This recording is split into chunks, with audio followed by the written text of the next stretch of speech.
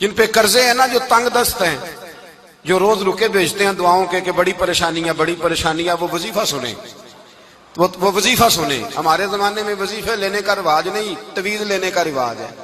لینا چاہیے، تویز بری چیز نہیں، اچھی چیز ہے، لیکن زیادہ کام برکت والا کیا ہے؟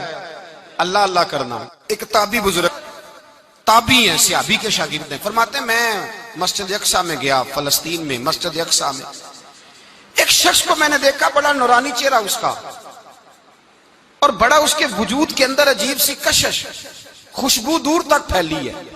وہ بندہ نا نماز نہیں پڑھ رہا تھا، سجدے ہی کرتا جا رہا تھا، ایک سجدہ، دوسرا سجدہ، تیسرا سجدہ، اور سجدہ کرتا تو دیر تک سجدہ کرتا، پھر سجدہ کرتا تو دیر تک۔ کہتے ہیں جب وہ فارغ ہوا تو میں نے گزارش کی، کہتے ہیں جب وہ فارغ ہوئے تو میں نے گزارش کی، میں نے کہا بزرگوں ایک بات پوچھنے کو دل کرتا ہے۔ انہوں نے کہا پوچھو۔ کہنے لگے آپ اتنے سجدے کیوں کرتے ہیں؟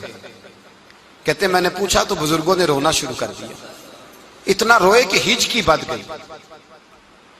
پھر میں نے کہا حضور میں نے کوئی غلط بات پوچھ لی، آپ تو پریشان ہو گئے؟ کہنے لگے وہ پھر رونے لگے۔ میں نے پھر کہا حضور آپ، میں نہیں پوچھتا سوال، کرتے پھر رونے لگے، 3 دفعہ روئے تو کہنے لگے سنو میں رسول اللہ کا صحابی ہوں، میں نبی پاک کا، میں نے اپنے حبیب سے سنا ہے کہ جب کوئی بندہ رب کو ایک سجدہ کرتا ہے تو اللہ اس کے گناہ معاف کرتا ہے، ایک سجدہ کرتا ہے تو اللہ کیا کرتا ہے؟ بولیے، اللہ گناہ بھی معاف کرتا ہے، رب اسے نیکی بھی عطا کرتا ہے، اور اپنی بارگاہ میں اس کا درجہ بھی بلند فرماتا ہے۔ ایک سجدہ اور 3 فائدے، گناہ بھی معاف ہوئے، نیکی بھی ملی، اور درجہ بھی بلند ہوا۔ کہتے ہیں یہ کہہ کے بزرگ پھر رونے لگے۔ جب وہ خاموش ہوئے تو میں نے کہا حضور اگر ناراض نہ ہوں تو مجھ پر تو کیفیت ہی عجیب طاری ہو گئی ہے، آپ کے اس رنگ نے میرا بھی رنگ بدل دیا ہے، پوچھ سکتا ہوں آپ کون ہیں؟ پوچھ سکتا ہوں آپ کون ہیں؟ کہتے جب میں نے سوال کیا تو انہوں نے پھر آنسو پونچھے، کہنے لگے میں رسول اللہ کا نوکر ابو ذر غفاری ہوں، میں ابو ذر غفاری ہوں، میں اپنی زندگی سجدے میں بتانا چاہتا ہوں، میں وقت اللہ کے حضور سجدہ کر۔ ہمارے ہاں میں نے اس دن بھی کہا تھا، ہمارے ہاں لوگوں نے بہانہ بنا لیا ہے حضور بخشوا دیں گے، محفل نعت 6 گھنٹے کی، نماز 5 منٹ کی، حضور بخشوا دیں گے۔ سنو نا جنہیں حضور بخشوا رہے ہیں، حضور انہیں بتا کیا رہے ہیں؟ حضور انہیں بتا کیا رہے ہیں؟ اللہ اکبر، کیا انداز ہے۔ حضرت ربیعہ بن کعب کہتے ہیں میں حضور کو وضو کرایا کرتا تھا، بخاری مسلم میں۔ ایک دن حضور نے فرمایا سل یا ربیعہ، ربیعہ کچھ مانگ لو، تو کہتے ہیں میں نے مانگا تو پھر میں نے بھی وہ چیز مانگی جو سب سے قیمتی تھی۔ میں نے کہا حضور جنت میں وہ والا مکان چاہیے جس کی دیوار کے دوسری جانب آپ کا حجرہ انور ہو، جس کی دوسری سائڈ پہ آپ کا گھر ہو، تو اڈی میری کاند سانجی ہو گئی، وہ والا مکان چاہیے۔ تو نبی پاک نے فرمایا جا تجھے دیا، جا تجھے، بولیے جا تجھے، کمال ہو گئی، جا تجھے دیا۔ کون دیتا ہے؟ دینے کو منہ چاہیے، دینے والا ہے سچا ہمارا، میں جا تجھے دیا۔ ایک میری بات یاد رکھنا، حضور کیا فرمایا؟ اپنی زندگی میں سجدے زیادہ کرنا۔ کیا زیادہ کرنا؟ چلو سارے بولے ایک دفعہ، کیا کرا؟ کیا زیادہ کرنے ہیں؟ تو حضور بھی فرماتے ہیں میرا جنت میں پڑوسی وہ ہوگا جو سجدے زیادہ کر کے آئے گا۔ تو میرے بھائی اگر تو سجدہ ہی نہیں کرتا، تو اس لذت سے ہی ناشنا ہے، نماز جلدی کی، باقی سارے کام لیٹ کے، مسجدوں میں بیٹھے ہیں لوگ، خوش گپیاں چل رہی ہیں، بڑے بڑی لمبی، نماز کا وقت ہے تو چھوٹی ہو گئی، فٹافٹ کرو۔ نماز، عبادت، ریاضت، یہ تو بندے کو اللہ کے قریب۔ حضرت عبداللہ بن جعفر، حضرت جعفر طیار کے بیٹے تھے، نبی پاک کی پھپھی کے بیٹے تھے، حضرت زبیر بن عوام رضی اللہ تعالیٰ، وہ انتقال کر گئے۔ ان کا جب وصال ہوا تو 10 لاکھ دینار کا قرضہ تھا ان پر، اور جو زمین انہوں نے چھوڑی وہ زمین بنجر تھی۔ لو سن لے، جن پر قرضہ چڑھا ہوا ہے وہ نسخہ بھی سن لے، جن پہ قرضے ہیں نا، جو تنگ دست ہیں، جو روز رکے بھیجتے ہیں دعاؤں کے کہ بڑی پریشانیاں، وہ وظیفہ سنیں، وہ وظیفہ سنیں۔ ہمارے زمانے میں وظیفے لینے کا رواج نہیں، تویز لینے کا رواج ہے۔ لینا چاہیے، تویز بری چیز نہیں، اچھی چیز ہے، لیکن زیادہ کام برکت والا کیا ہے؟ اللہ اللہ کرنا۔ کیا کام ہے؟ سجدہ کرنا برکت والا کام ہے۔ حضرت عبداللہ بن جعفر طیار کہتے ہیں میں نے قرضہ لینا تھا زبیر بن عوام سے، وہ وصال کر گئے، میں ان کے بیٹے کے پاس گیا، عبداللہ بن زبیر کے پاس۔ میں نے کہا پیسے لینے تھے، کہا بالکل لینے ہیں، میرے ابا جی مجھے وصیت کر کے گئے، لکھ کے گئے کہ یہ پیسے دینے، اور وہ یہ لکھ کے گئے ہیں میں زندگی بھر کوشش کرتا رہا ہوں, ادا نہیں ہو سکے. بیٹا تیری ذمہ داری ہے میرے قرضے ادا کرنا. عبداللہ بن زبیر رضی اللہ تعالیٰ عنہ کہنے لگے میں انشاءاللہ آپ کی رقم دے دوں گا. تو عبداللہ بن جعفر طیار کہنے لگے بھائی ہم دونوں آپس میں ہیں, کوئی شے نہیں چھوڑ کے گئے آپ کے ابا جی, کوئی چیز نہیں. توجہ ہے میری بات پر؟ یہ صحابہ کا ذرا انداز دیکھیے گا بندگی کا, کوئی چیز نہیں چھوڑی. تو حضرت زبیر بن عوام کہنے لگے ایک زمین کا ٹکڑا ہے وہ بھی بنجر ہے, اس میں بھی کوئی کھیتی نہیں اگتی, سبزہ نہیں ہوتا, بنجر ہے, پانی کوئی نہیں, اور وہ اتنی خشک ریتلی زمین ہے کہ بڑا مشکل کام ہے وہاں سیراب کرنا, بے آباد زمین ہے. حضرت سیدنا عبداللہ بن جعفر کہنے لگے تو اس طرح کر, وہ مجھے ساری نہ دے, اس میں سے تھوڑی سی مجھے دے دے, میں 10 لاکھ دینار کے عوض وہی رکھ لیتا, تیرے باپ کا قرضہ ادا ہو گیا, دے تو صحیح. انہوں نے کہا آپ کیا کریں گے, وہ تو کسی کام کی نہیں, چند کوڑیوں کی بھی نہیں, فرمایا مجھے دے دو, میں جانوں اور میرا کام جانے. او بھائی یہ تھے بندگی والے لوگ, یہ تھے جن کا رب سے رشتہ ہے, جنہوں نے حضور کے صلی اللہ علیہ وسلم کے پاس بیٹھ کر بندگی سیکھی تھی. کہتے زمین کا ٹکڑا لے لیا, بنجر بے آباد ریتلی زمین, جب میرے حصے میں آئی پہلے دن اپنے غلام سے کہنے لگے جو جگہ تجھے زیادہ سخت لگتی ہے نا وہاں میرا مصلی بچھا دے, جو تجھے زیادہ بنجر بے آباد لگتی ہے وہاں مصلی بچھا, مصلی بچھا. غلام نے مصلی بچھایا تو عبداللہ بن جعفر نے اللہ اکبر کہہ کے نیت باندھی. یہ حضرت جعفر طیار کے بیٹے ہیں, حضرت علی کے بھتیجے, انہوں نے نیت باندھی نماز کی, سر سجدے میں رکھا, رونے لگے, کہنے لگے اللہ میں بھی تیرا بندہ اور جس سے لینے تھے وہ بھی تیرا بندہ, خدا بندہ ہمارے درمیان مہربانی فرما, کرم نوازی کر, رحمت کا فیصلہ فرما. اتنا روئے کہ مصلی بھیگ گیا. کہتے اتنا تڑپ رہے تھے کہ صحابہ اکٹھے ہو گئے ان کے گرد, مصلی بھیگ گیا. جب بھیگا ہوا مصلی نماز مکمل کر کے اٹھایا نا, کہتے مصلی اٹھایا تو نیچے سے اللہ نے پانی کا چشمہ جاری فرما دیا, اللہ نے پانی کا چشمہ جاری کر دیا. فرمایا بناؤ حوض, کرو کھیتیاں سیراب. فرماتے ہیں جہاں ایک درخت نہیں اگتا تھا اللہ نے پورا باغ اگا دیا, جہاں ایک پھل نہیں ہوتا تھا وہاں عالی شان پھل لگ گئے, قرضے بھی ادا ہوئے. حضرت زبیر بن عوام کے بچوں کے پاس مال دولت بھی بچ گیا. لوگ جب کہتے ہیں یہ ساری کس چیز کی برکت ہے, اور فرماتے یہ ساری سجدوں کی برکت ہے, یہ رب کی بندگی کی برکت ہے جی, اس کی بارگاہ میں نماز پڑھنے کی. مسلمان توجہ نہیں کرتا, توجہ نہیں. جاگ رہے ہیں آپ حضرات؟ یہاں کوئی حکومت اعلان کرے نا کہ ہر نماز کے بعد 500 روپیہ, کتنا جی؟ میرے خیال کسی بھی نہیں ہونا مسجد جی, آن گے کہ نہیں؟ نہیں تھوڑے جے بول دے ہو, جڑے نہیں بول دے ہونا تو بالکل ہی نہیں نہ ہونا, ہونا پکا پتہ لگ. اور خدا کے بندو بات سمجھو, رب فرماتا ہے تو مسجد آدھا میں تجھے برکت عطا کروں گا. کئی جگہ مسائل نہیں بنا دیے گئے, وہ چھوڑو دیے تو نفل ہے, چھوڑو دیے تو غیر مؤکدہ ہے. اعلیٰ حضرت فاضل بریلوی فرماتے ہیں جو نفل چھوڑتا ہے نا ایک وقت آتا ہے سنت کے ترک کرنا شروع کر دیتا ہے, اور تارک سنت ایک وقت آتا ہے کہ واجبات کو چھوڑتا ہے. چونکہ وہ سیلاب اچانک نہیں آیا کرتے, پہلے چھوٹا سا سوراخ ہوتا ہے, دریا کے کنارے چھوٹا سوراخ ہوتا ہے, بند نہ کیا جائے تو بڑا ہو جاتا ہے, پھر اور بڑا ہو جاتا ہے, پھر وہ سیلاب بن جاتا ہے. کیا ہوتا ہے کہ جب ہم دیر کرتے ہیں, آپ دیکھ لیں دنیا داری میں لوگ کتنے آگے نکل گئے, کتنے دنیا داری کی جو چیزیں آئیں وہ غالب ہو گئیں. میں آپ سے پوچھا ہوں جتنے لوگوں کے پاس موبائل ہیں اتنے لوگ نمازی بھی ہیں. موبائل بعد میں آ کے غالب ہو گیا سب پہ, اور نماز آپ یہ ایوریج نکالے نا, جتنے لوگ فیس بک پہ ہیں اتنے لوگ دینی تعلیم کے میدان میں بھی ہیں, پڑھنے پڑھانے کا مزاج بھی رکھتے ہیں. جتنی نصیحتیں کرنے میں آج لوگ نکلے ہوئے ہیں, کیا اتنی خیر بھی دنیا میں بٹ رہی؟ جتنی جدید ٹیکنالوجی آ گئی سب ہم نے حاصل کر لی, بری بات نہیں, ٹھیک ہے, اچھی بات. لیکن سوال یہ ہے کہ وہ باتیں جو سالوں سے ہو رہی ہیں اور جو ہمارے دین کے فرائض میں شامل ہیں ان پر عمل کب ہوگا؟ اور یہ بہت سارے لوگ ہیں نا دعوت دیتے ہیں کہ آپ تشریف لائیں, اس جگہ پہ آ کے کچھ بات کریں تو میں دوستوں سے کہتا ہوں تقریریں تو اب بڑی سن لی لوگوں نے، تو زمانہ ہو گیا تقریریں کرتے سنتے. سوال تو یہ ہے کہ جو سنا ہے اس پر عمل کس دن کرنا ہے؟ وہ پہلا قدم جو عمل کا ہے وہ کس دن اٹھانا ہے؟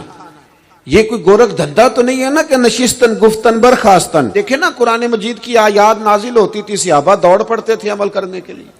لن تنالوا البر حتى تنفقوا مما تحبون، تم بھلائی کو نہیں پہنچو گے جب تک اپنی پیاری چیز خرچ نہ کرو.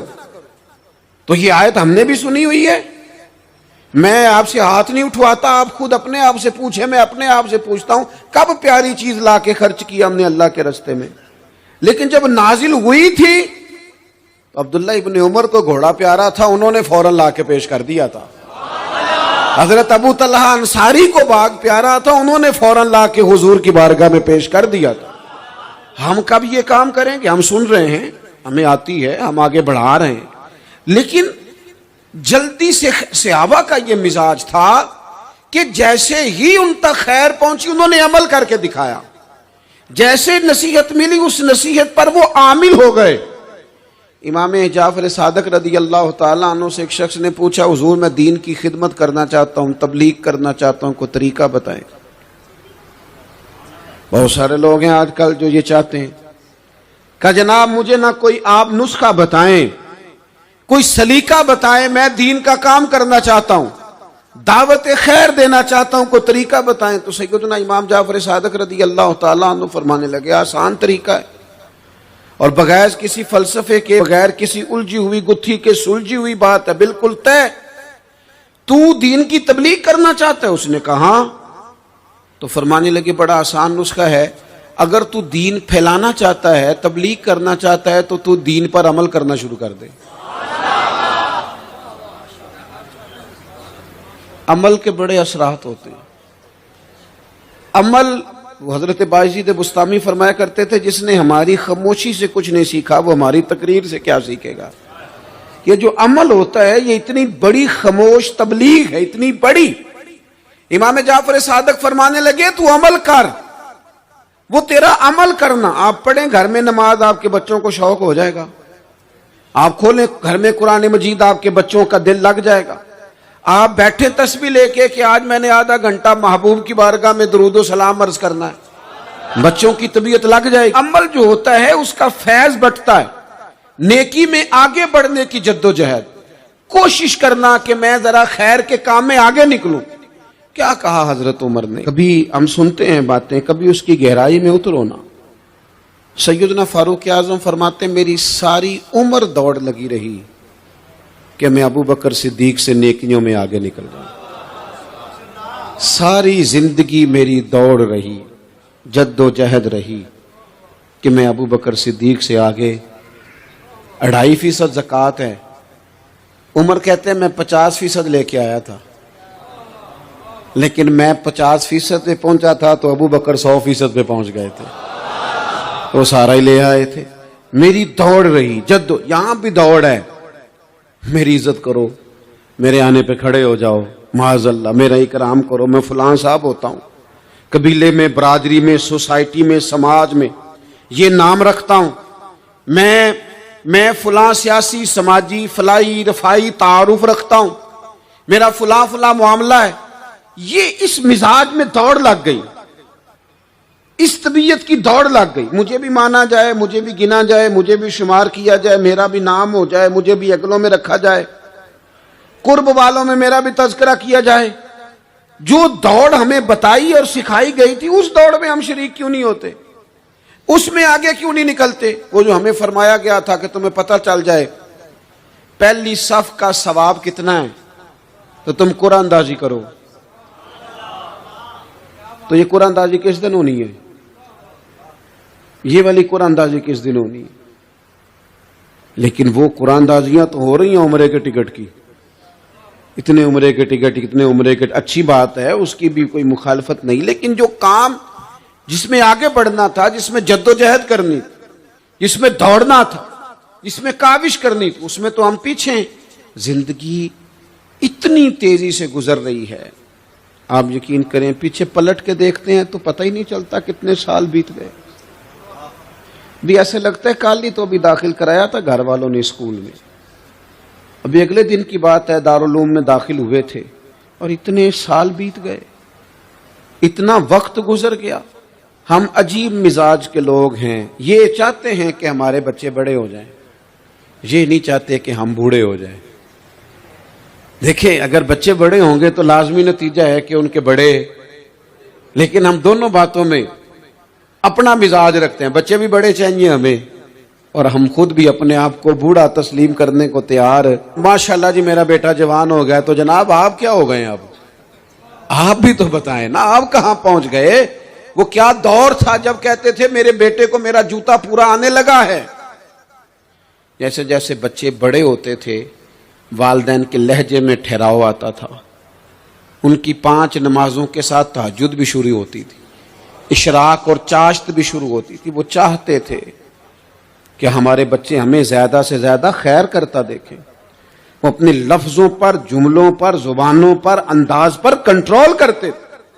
میاں بیوی ایک دوسرے سے کہتے تھے اب لڑنا نہیں ہے، بچے اثر قبول کرتے ہیں، بڑے ہو گئے، اب ہمیں ماحول اور طرح کا بنانا ہے۔ کب آگے نکلیں گے نیکیوں میں؟ کب ہم جد و جہد کریں گے؟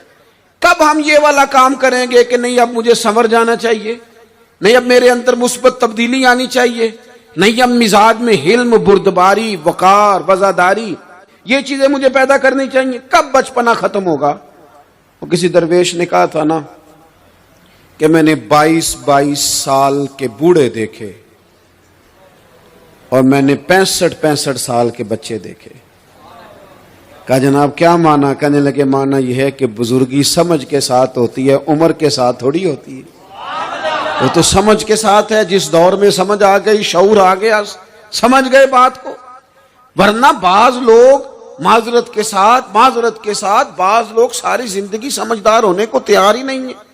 وہ کچھ ایسی باتیں کرتے ہیں جو ان کے منصب سے میچ ہی نہیں کرتی، ان کے سٹیٹس کے ساتھ وہ اٹیچ نہیں ہوتی۔ بھئی یہ بات آپ کو نہیں کرنی چاہیے تھی، آپ کا معیار یہ نہیں تھا، معیار بلند ہے آپ کا، آپ اپنے سٹیٹس کے حساب سے بات کریں گے۔ تو میرے عزیز آگے بڑھا جائے۔ اب تو کئی ہمارے کلاس فیلو چلے گئے، کئی ساتھ رہنے والے چلے گئے، کئیوں کو ہم دیکھتے ہیں وہ کہتے ہیں یار مہینوں ہو گئے چارپائی پہ پڑے، ملاقاتیں ادھوری رہ گئی ہیں، کئی باتیں ضروری رہ گئی ہیں، کئی لوگ رخصت ہو گئے، تو کیا ہم کب کس وقت ہم عبرت پکڑیں؟ بس چپ کر کے جنازہ پڑھ کے آ گئے کہ صرف اسی کا ہونا تھا، قبر پہ فاتحہ پڑھ کے آ گئے کہ صرف اسی کو دفن ہونا تھا، کسی کی کل خانی میں چہلوں میں شرکت کر کے آ گئے، کسی کی ہونی تھی میری ہونی نہیں ہے۔ اپنے اعمال میں پختگی لائی جائے، آگے بڑھا جائے۔ حضرت جابر ابن عبداللہ رضی اللہ تعالیٰ عنہ فرماتے میں نے میدان احد میں ایک صحابی کو دیکھا، کھجور کھا رہے تھے۔ کتنا ٹائم لگتا ہے کھجور کھانے میں؟ گوشت کی بھری ہوئی پلیٹ نہیں تھی ان کے سامنے کہ ساری خالی ہونے میں دیر لگے گی، کھجور کھا رہے تھے، بخاری شریف ہے۔ اور کھجور کھاتے کھاتے کریم محبوب علیہ السلام کی عالی مرتبت بارگاہ میں عرض گزار ہوئے، یا رسول اللہ اگر آج میں شہید ہو جاؤں تو کہاں جاؤں گا؟ تو حضور نے فرمایا جنت میں۔ حضرت جابر ابن عبداللہ فرماتے ہیں وہ بات انہوں نے سنی تو وہ جو کھجور کھا رہے تھے وہ باقی کی منہ سے نکال دی۔ کیا معنی؟ کہیں کھجور کھاتے کھاتے دیر نہ ہو جائے، کہیں دیر نہ ہو جائے۔ وہ کھجور نکال دی اور میدان میں اترے اور وہ لڑے اور انہوں نے جد و جہد کی اور وہ اسلام کا نام لے کر ڈٹ گئے، رسول اللہ صلی اللہ تعالی علیہ وسلم کے پیغام پر کھڑے ہو گئے، اللہ نے انہیں شہادت عطا کر دی۔ انہوں نے کھجور کھانے کا وقت بھی انتظار نہیں کیا کہ کہیں لیٹ نہ ہو جائے۔ کیا معنی ہے؟ کھجور کھانے سے پہلے پہلے اللہ نے انہیں جنت عطا فرما دی۔ اوہو، ہمارا تو جناب وہ میرا پروگرام بن گیا، بس میں حج کر رہا ہوں، پھر اس کے بعد میں نے ولی اللہ ہو جانا۔ بھائی یہ بچوں کی شادی ہو جائے، تھوڑے سے کام ہے، میں پھر مسجد میں ہی ہوں۔ بھائی دلی تو بڑی دور ہے، دلی دور است۔ یہ آپ جو باتیں سنا رہے ہیں یہ تو لمبی ساری بات ہے، یہ تو کام شروع کر دینا چاہیے تھا، اس پر تو عمل شروع کر دینا، روکا کس نے؟ آپ بچوں کے بیاہ بھی کریں لیکن ساتھ حضور کی بارگاہ میں درود و سلام بھی پیش کریں، آپ ڈیوٹی پہ بھی جائیں، رزق حلال بھی کمائیں، پر اگر رب توفیق دینا تو سویرے اٹھ کے ایک سپارہ قرآن مجید کا تلاوت بھی فرمائیں۔ اپنے آپ کو آراستہ پیراستہ کریں نیکیوں کے ساتھ، جدوجہد کریں۔ اگر اللہ تبارک و تعالیٰ نے رزق حلال دیا ہے، اللہ کی راہ میں خیر کے ساتھ بانٹنا ہے، تو پھر اس میں جلدی کریں، پھر دیر نہ کریں۔ جوانوں، جس طرح سیر کرنے کا عمر جوانی ہے نا، کھانے پینے کا عمر جوانی ہے، اور کہیں آنے جانے کا ٹائم جوانی ہے، میں سچ بتاتا ہوں عبادت کرنے کا ٹائم بھی جوانی ہے، دین کی نوکری کرنے کا وقت بھی جوانی ہے، ذکر کرنے کا ٹائم بھی جوانی کا ہے، درود و سلام عرض کرنے کا ٹائم بھی، کعبۃ اللہ کے پھیرے کا مزہ بھی جوانی میں، اور حضور کی محبت میں رونے کا مزہ بھی جوانی میں، ان کا نام لے لے کے جینے کا مزہ بھی جوانی میں، ان کے تذکروں کا مزہ بھی جوانی میں۔ عشق لگا سی کھیڈاں کھیڈ دی نوں، تے مینوں کھیڈاں بھل گئیاں، میں کجل پایا سی یار دے ویکھنے نوں، پھر او دی یاد وچ روندیاں ہی ڈل گئیاں۔